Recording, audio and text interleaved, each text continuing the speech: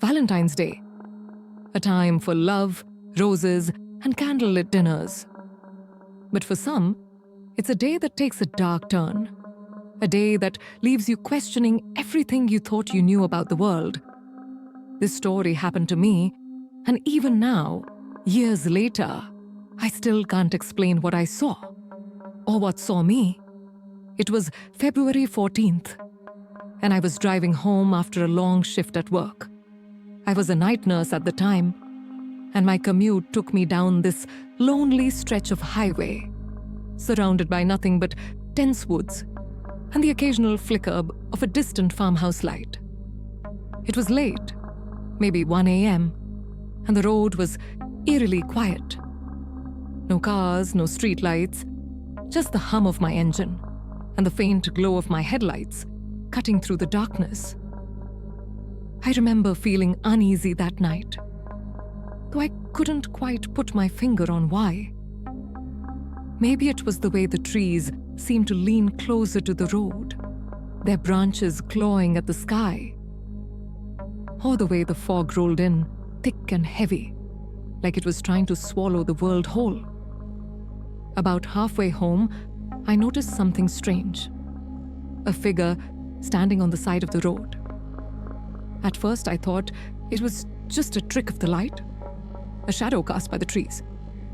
But as I got closer, I realized it was a person. A man.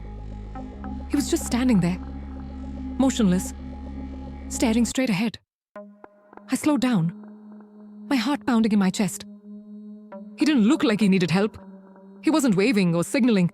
He was just there. And then, as I passed him, I swear I saw his head turn, slowly, deliberately, watching me as I drove by. I told myself it was nothing, just some guy out for a late-night walk, maybe lost or drunk. But deep down, I knew something was off. The way he looked at me, it wasn't right. It was like he wasn't really seeing me, like he was looking through me. I tried to shake it off and kept driving. But about 10 minutes later, I saw him again. Same guy, same spot. Only this time, he was closer to the road. And he was holding something. A bouquet of roses. Red roses, like the kind you'd give someone on Valentine's Day. My hands tightened on the steering wheel. This couldn't be real. There was no way he could have gotten ahead of me. I hadn't passed any turnoffs or side roads. It was impossible. I sped up, my breath coming in short, panicked gasps. But then, just as I was about to round a bend, I saw him a third time. This time, he was standing in the middle of the road. And he wasn't holding roses anymore. He was holding a knife. I swerved, barely missing him. My heart was racing, my hands trembling so badly I could barely keep the car on the road. I didn't stop. I couldn't. I just kept driving. My eyes glued to the rearview mirror, half expecting to see him chasing after me. But he wasn't there. When I finally got home, I called the police. They searched the area, but found nothing. No man, no roses, no knife, just an empty stretch of road and a whole lot of questions.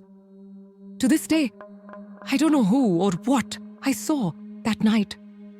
But I do know this. I'm not the only one. Over the years, I've heard similar stories from other people who've driven down that same highway. They all describe the same man, the same roses, the same knife. And they all say the same thing. He's still out there, waiting, watching. So, if you're ever driving alone on Valentine's Day, and you see a man standing on the side of the road, holding a bouquet of roses, don't stop. Don't slow down. Just keep driving. Because you never know what might be waiting for you in the dark.